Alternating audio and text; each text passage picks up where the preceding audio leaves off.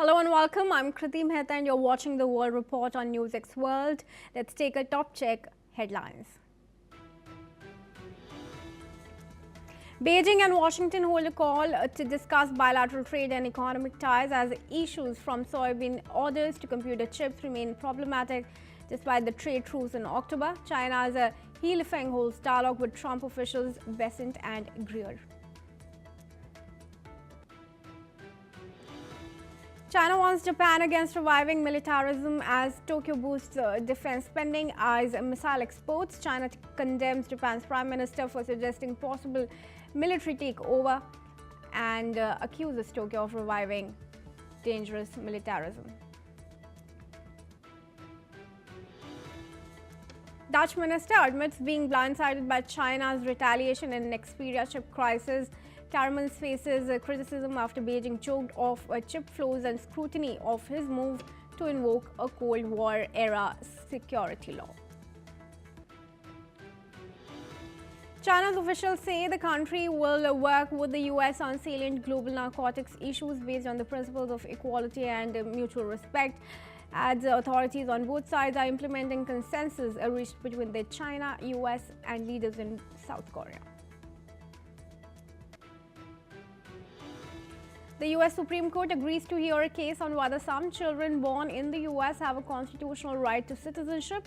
In January, Trump had signed an order to end birthright citizenship for those born to parents who are in the country illegally, but the move was blocked by multiple lower courts.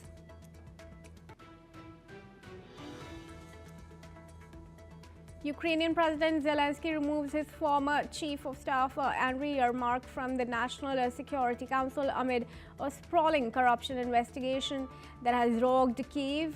Yermak is also no longer a member of the Stavka, the high command of Ukraine's armed forces, according to two presidential decrees. FIFA awards US President Donald Trump the new Peace Prize at the 2026 World Cup draw, giving the spectacle to set matchups for the quadrennial soccer tournament even more a Trumpian flair. Trump welcomes U.S. vaccine advisors scrapping a long-standing recommendation that all American newborns receive the hepatitis B shot and signed a memo to review aligning child immunization recommendations.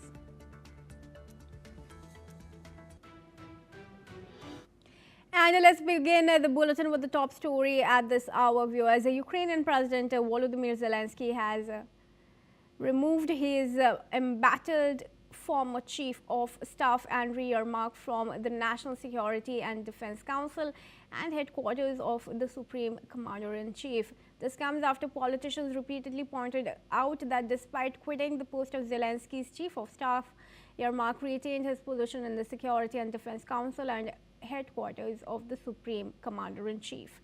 Previously, Yermak stepped down on November 28, hours after anti-corruption investigators from the National Anti-Corruption Bureau of Ukraine and the Special Anti-Corruption Prosecutor raided his home in a scheme involving alleged kickbacks totaling at least $100 million from suppliers to Energoatom, that's Ukraine's nuclear power company. And I now welcome Shruti Dasgupta, International Affairs expert, joining us live in the discussion here. Thank you, Shruti, for speaking to us this morning here at NewsX World. Appreciate you taking time out for us. Shruti, how is this going to affect Zelensky now in his peace negotiation? Already we know that Yermak headed the presidential office as well since February 2020 and was considered the second most powerful man in Ukraine. He was also the, Kyiv's chief negotiator in the war. Of course, that position now taken over by Umerov. But what does it show about Zelensky? Greetings. Thank you so much for inviting me. What I understand is that Yermak was the voice of Ukrainian policies as far as the peace negotiations were considered up till now. But from what I've heard and read in reports, it shows that US prefers to deal with the security chief. So now we have the security chief leading the conversation. So I do believe there might be a different tone and a different level of negotiations coming forth from the Ukrainian side. For Zelensky himself, this move of removal of Yermak from these positions show that he understands that there is a larger furor against corruption. This is not the only corruption scandal that is plaguing Ukraine, and there are many. And in the times of war, it tends to happen that people get their fingers sticky, and a lot of projects seem to be under the shadow of kickbacks and scams. So this particular act of removing him from the NSDC and from the chief of commander of chief office, it shows that he's aware that the man needs to be stripped of all forms of power, and just accepting his resignation would not be enough. He needs to be away from position of control and power so that any investigation results or any policy is not influenced by him, despite not owning to an office as of now. So the move is good for Zelensky. It looks as if he's being impartial, despite having a very, very long-term association with Yermak. But it also leaves him without his right-hand man up till now, and it definitely may look as of now that Ukraine would be slightly handicapped in peace negotiations, because a lot of foreign dignitaries had expressed the ease of conversation with Yermak, and a few of them had expressed that they had they had a difficulty in getting through their point of view, because Yermak was very known to have very rigid rights and wrongs in his head. So there is a conversation around that also happening. How the peace deal proceeds is something we'll have to see in the future. All right. To stay on with us, Shruti, there's some more inputs coming in that we'd like to give our viewers. Now, a joint statement has been issued separately by Umerov and the United States Department that said that U.S. President Donald Trump's special envoy held constructive discussions with Ukraine's senior negotiator Rustem Umerov in Miami. Now, according to the statement, Secretary Umerov reaffirmed that Ukraine's priority is securing a settlement that protects its independence and sovereignty, ensures the safety of its citizens, and provides a stable foundation for a prosperous democratic future. This comes after Putin's meeting with Witkoff and Kushner for 5 hours in the Kremlin, which focused on a US-backed plan for a settlement of the Russia-Ukraine war. And let's bring back Shruti into the discussion here. Shruti, the peace plan discussions have been going on for quite some time now. Now both leaders have expressed that the peace plan is moving in the positive direction. I'm talking about Zelensky and Trump, but of course Russia does not believe this as much, and does not want to concede on its rather maximalist demands. So what's going to go from here? Well, Putin, in not so many words, has in the last few weeks been very, very clear about his agenda. He said that his point of view on the peace deal has to be honored, because Russia has invested 4 years, lots of manpower, lives, loss, as well as taken on a large economic hit for the war. And if the peace has to come through and Ukraine has to save its skin, then they would have to pay with their pound of flesh, and the pound of flesh shall come at the bidding of what Putin wants. This is a hard line that he's not willing to budge on. He wants those territories. He wants to own at least, I think, up to 20% of the land mass now as independent regions, and he wants to retain Crimea. And I do not know how it will go forth, but there are the economic aspect of this entire peace deal, as in the frozen assets and how they were used, how the reparations will go through. So there is a larger conversation happening behind it, which we are not very aware of. While the 5-hour conversation with Putin, with Kushner and Witkoff, with Putin did not bear any fruits, it shows that US and Russia seem to have conversations going, but they lead nowhere. So Ukraine is probably stuck between a rock and a hard place. They would have to either give up territory and the rights to own arms and a whole lot more, while or have to face with a more aggressive campaigns in the winter months and a larger loss, economic as well as life loss, in the if the war continues and enters its after its fourth year. All right, Shruti, thank you for your comment there. Do stay on as we move further. There are more developments that I'd like your inputs on. For now, we always shift our focus.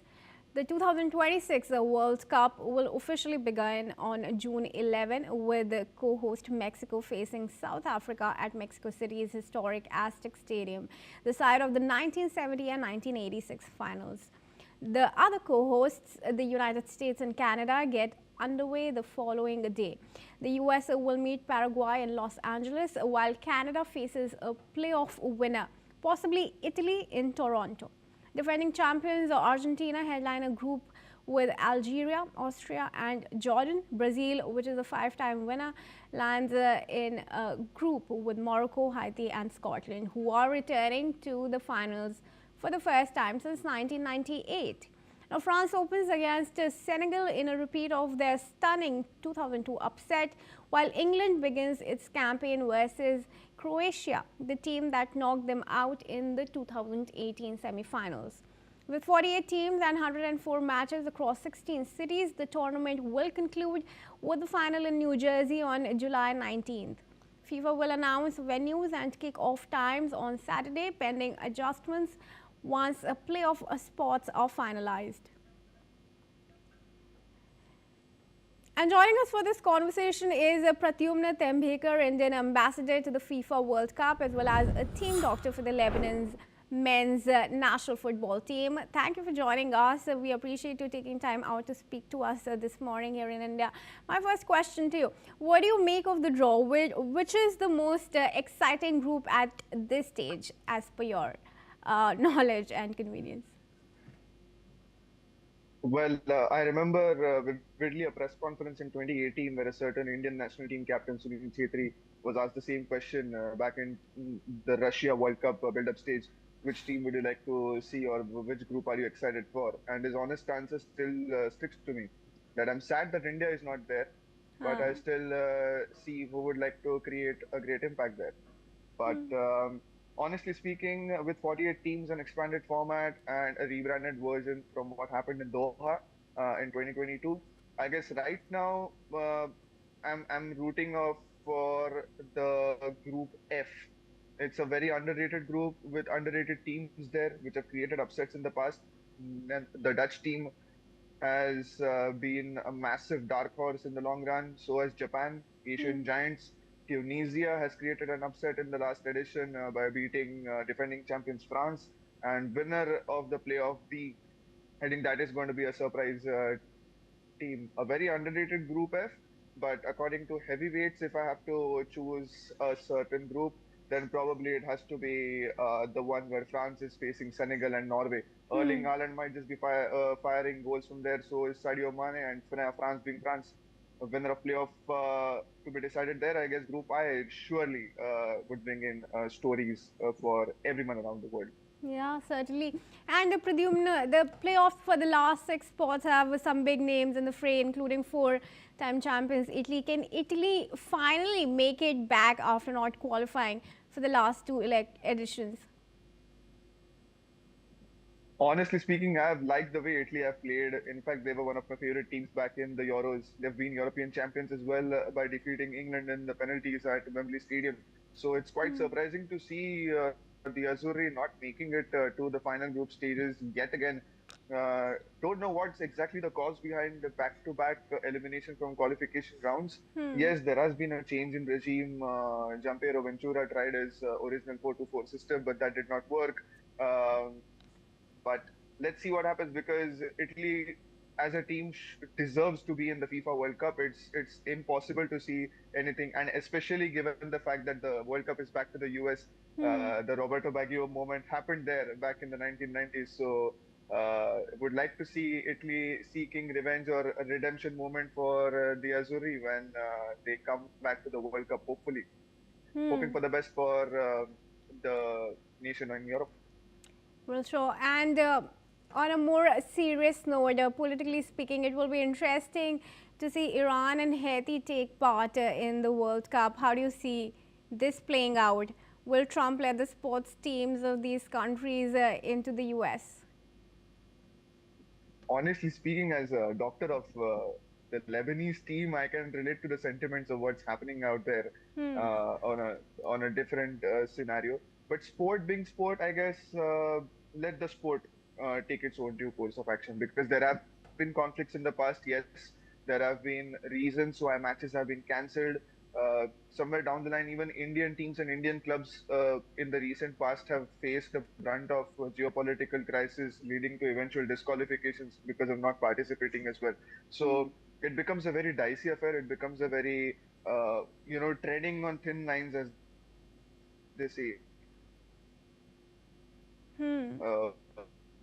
Sort of a matters. So if sport and rounds of qualification and then come through, keeping aside the factors that are not in the control of football federations or sporting bodies for that matter, if you let the sport do its own function, I think should not be a problem, be it any country in the world, not just the United States. All right. For now, I thank you, Pradyumna, for speaking to us here at News World this morning in India, and appreciate you giving us your perspective on the FIFA. With that, viewers, let's now move on. We're getting some more news as per sources who are saying that elements within the Cuban government have quietly reached out to the United States to discuss what the region might look like without Venezuelan President Nicolas Maduro in power. The contacts confirmed by two individuals familiar with the matter come as Washington intensifies its pressure campaign on Caracas. The identities of the Cuban officials involved were not disclosed. Cuba recently accused the U.S. of attempting a violent overthrow of the Maduro government, calling the buildup of American firepower in the Caribbean aggressive and a threat to regional stability. Its foreign minister warned that any attempt to topple Maduro would violate international law. Meanwhile, U.S. military personnel and equipment came ashore in Puerto Rico on Friday as a landing craft delivered vehicles and supplies from a Marine Corps transport ship stationed in the region. Officials providing no details about the mission, which comes amid an expanded U.S. military presence across the Caribbean.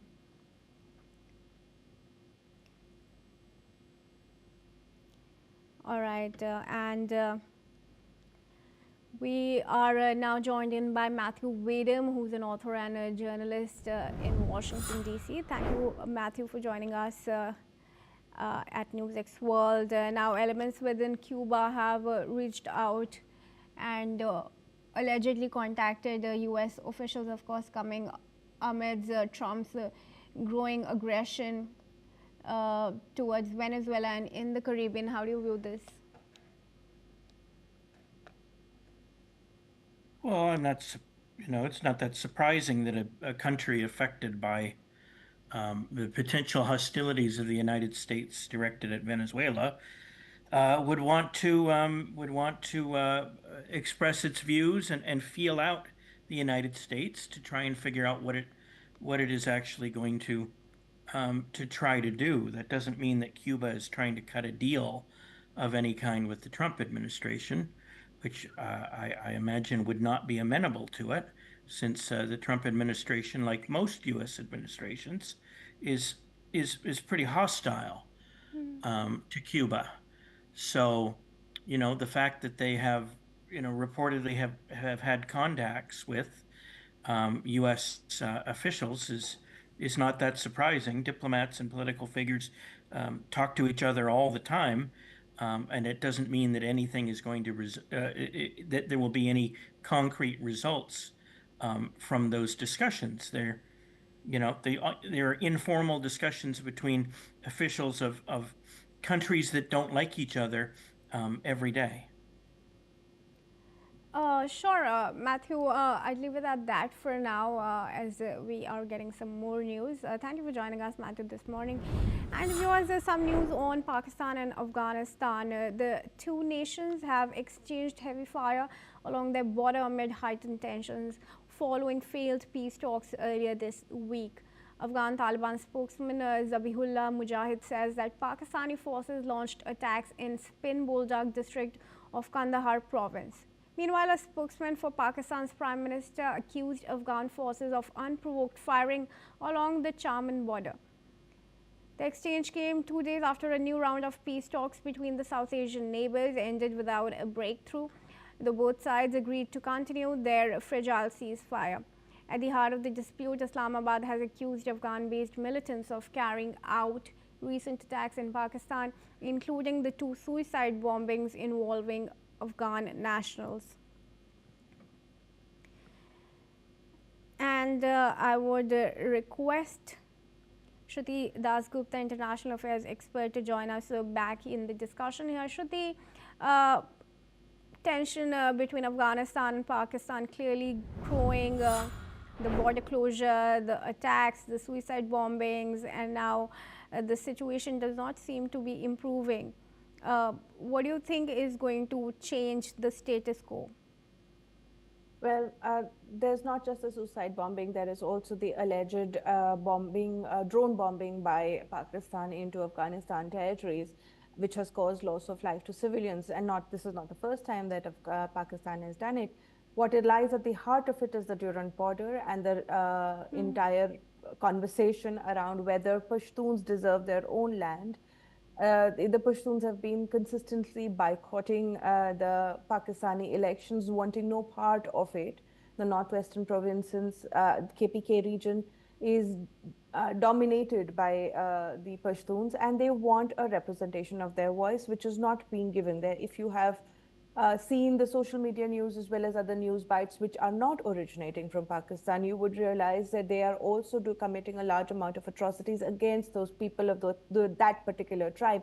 They have thrown out closed schools, thrown out women from schools. They have asked government schools to reject Pashtun people from getting education in Pakistani education systems. So it shows that there is a deliberate rejection of the Pashtun identity in Pakistan while they want to retain the region. They have also accused Afghani Taliban of influencing the TTP inside its region, which is why the accusations of the suicide bombing, etc., not willing to take on the mantle of onus that they themselves have created this problem for themselves by alienating a group of the population, which has now led to a renunciation of the Pakistani identity by the Pashtuns themselves.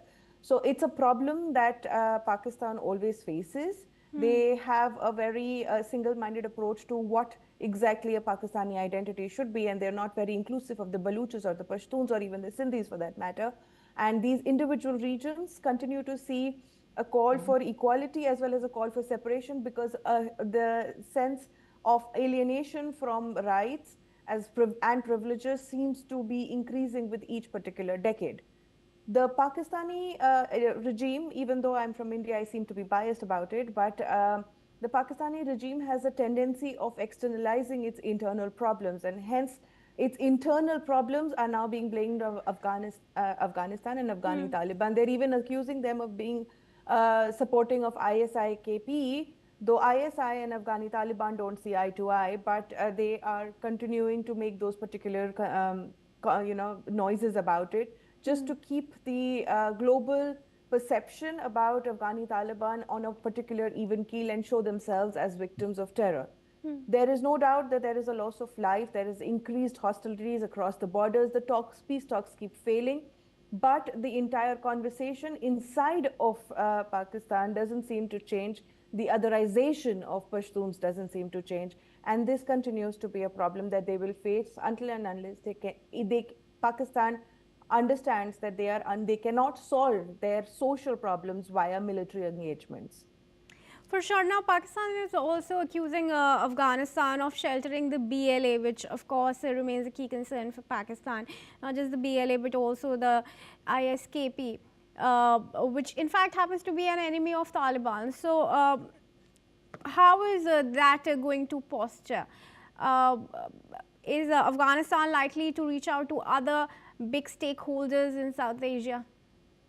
Well, the entire problem with Pakistan is it doesn't just blame Afghanistan, it also blames India of supplying the Talibani Afghanistan, and then from Talibani Afghanistan to it goes to all other places. So, as I said earlier, they have a problem of externalizing their internal issues. They are not willing to engage with the TTP on even keel dialogue. They're not willing to engage with Pashtuns. They would like to bring everything out in a victimized format by saying that we are suffering because these external forces are giving succor to the internal cessationists. Now, beyond this, Afghanistan would, who do they reach out to? USA? USA is close to the fact that there is human rights violations happening right inside Pakistan. Do they reach out to Russia? Well, then it turns Afghanistan into another Cold War era situation where it becomes a war zone for Russia versus USA. Does it reach out to China? But China is an all-weather friend. So the only other participant in this conversation remains Iran, who shares borders with both but wants to play a neutral party. And India has India's name is already being dragged into the mud by Pakistani regime with no evidence or just plain allegations of them being suppliers of arms or even aid to cessationist groups. So there is really no recourse until except to meet this problem head on. And in the skirmish that happened in a few weeks back, it was shown that when it comes down, when push comes to shove, Afghani Talibans are better fighters than the Pakistani army. The pants on the flagpoles of the Pakistani soldiers were proof enough of that. So Pakistan might have a better army equipment, but they do not have a better army, at least not against Afghanistan. All right, Shruti, thank you for your comment there and helping us with your observations on the confrontation. Viewers, let's now move on. There's some news from the entertainment business. Netflix has agreed to buy Warner Bros. Discovery's TV, film studios and streaming division for $72 billion. A deal that would hand control of one of the Hollywood's most prized and oldest assets to streaming pioneer Netflix. Now, the deal represents a dramatic plot twist for Netflix, which rewrote the Hollywood scripts upending how and then consumers watch movies and television shows, and it has become that the thing that disrupted the mainstream studio. Now, the agreement follows a weeks-long bidding war in which Netflix offered nearly $28 per share, eclipsing produced and presumed frontrunner Paramount Skydance, which made a series of unsolicited bids to acquire all of Warner Bros. Discovery, including the cable TV assets slated for a spin-off. Meanwhile, Liz Minner, the president of Summit Place Financial Advisors, has responded. Let's take a look. You know, we look at how Netflix stock is reacting. They're going to take on $72 billion in debt, which is huge. It's really not about, is there a fair price there? Everyone was bidding within a similar range. And again, it's really hard to say what's the fair price for those assets with a company that can really bring out their value, which Warner Brothers were struggling to do. Clearly, investors have really pulled back Netflix stock in anticipation of this. The stock is now down about over 15% in the last month or so, but it's still up over 15% for the year. So you still have a very valuable company that's getting a lot of investor interest, but certainly some pullback, waiting to see, can they do a big merger? Netflix has never done a major merger. They've had incredible growth all organically, internally. The focus has always been on subscribers and streaming, and now the focus is going to become on different ways to look at their profitability, and certainly if they're able to execute and manage such a large acquisition. And with that, it's a wrap on War Report, but do keep watching NewsX World for more international news updates.